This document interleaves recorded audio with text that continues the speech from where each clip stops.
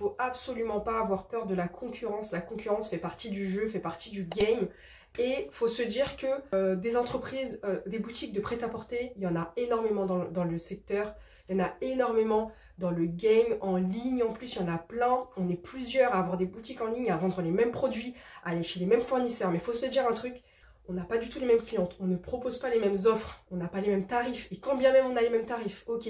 Mais surtout, on n'a pas les mêmes personnalités, d'accord? Et tu peux avoir 2 boutiques en ligne, ça, il y en a plein qui la vendent, d'accord? On va être 2 à proposer la même robe, imaginons au même tarif, mais ce qui va faire la différence va être notre personnalité, notre direction artistique, il y a plein de choses. On n'a pas les mêmes clientes parce que on ne s'adresse pas à la même cible.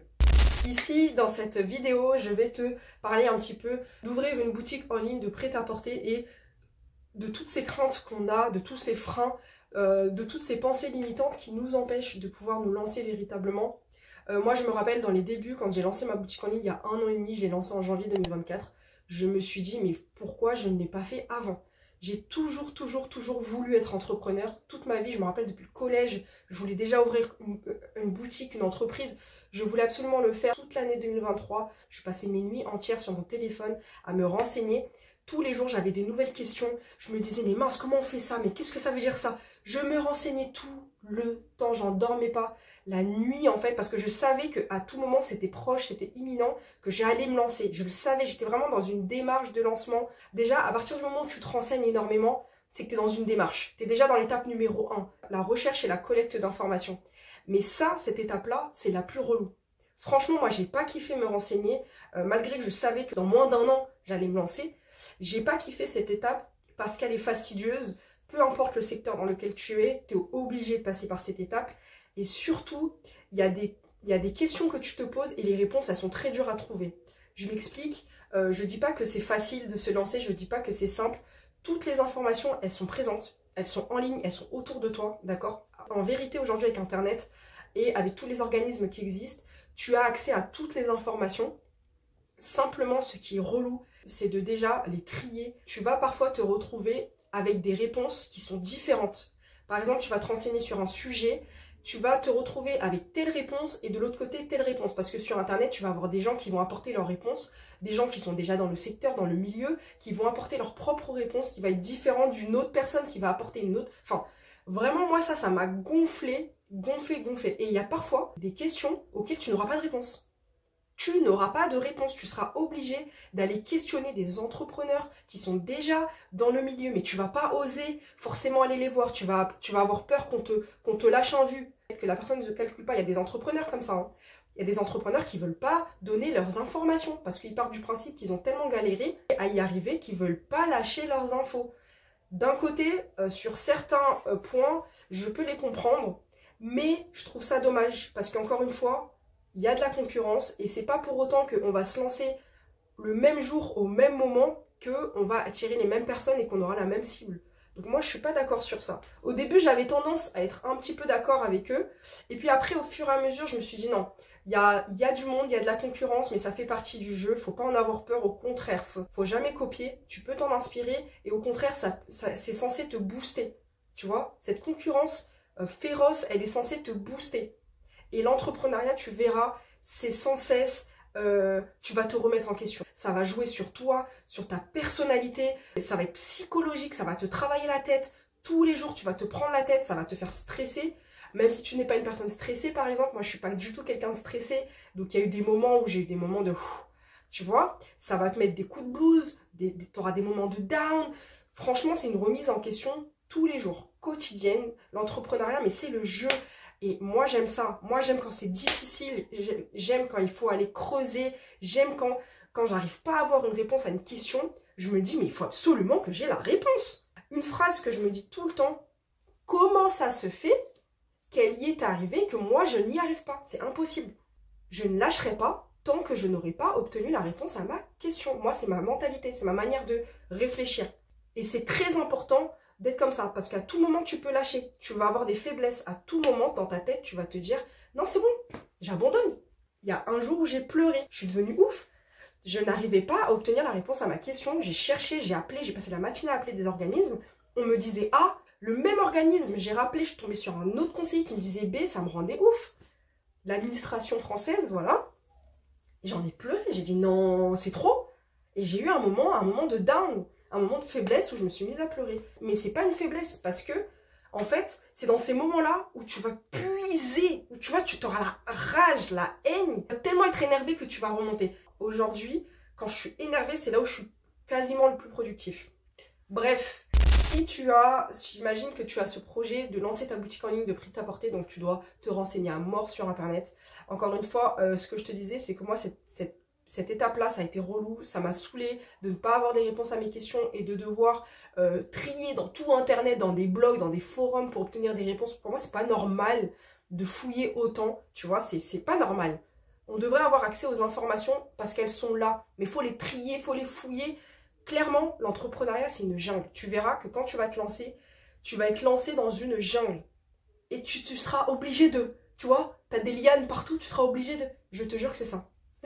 La vérité, c'est exactement l'image de l'entrepreneuriat, du game. C'est un truc de fou, c'est un monde, t'as peur, c'est du fouillis. Tu verras qu'il y aura une différence entre les personnes qui vont véritablement sauter le pas. Sauter le pas, c'est l'une des étapes les plus difficiles de se lancer, d'y aller, de foncer. Parce que tu n'auras pas toutes les réponses. Mais tu fonces quand même. Et sache que tu n'auras jamais toutes les réponses. Même après t'être lancé, tu vas avoir encore de nouvelles questions. Et tu vas devoir encore aller chercher des réponses et des informations. Parce qu'elles ne seront pas évidentes pour toi. Tu vas apprendre sur le terrain et c'est comme ça, c'est le jeu. Donc tu vas avoir ces personnes-là qui vont foncer. Et tu vas avoir les autres personnes qui vont se dire non, je suis pas prêt. Qui vont procrastiner, qui vont retarder et parfois même ne jamais se lancer ou se lancer des années après. Déjà, tu fais bien de te renseigner, tu es vraiment chaud pour te lancer. Moi, encore une fois, je te parle du prêt-à-porter, de la boutique en ligne. Sache que, et c'est pour ça que je fais cette vidéo, j'ai galéré, je suis passée par là. Ce que j'ai fait moi, c'est que, et ce que je te conseille, c'est qu'à chaque fois que tu te renseignes, dès que tu trouves une réponse, tu notes tout sur un carnet, peu importe, même s'il n'y a pas de questions bêtes. Il n'y a pas de questions bêtes, tu notes absolument tout.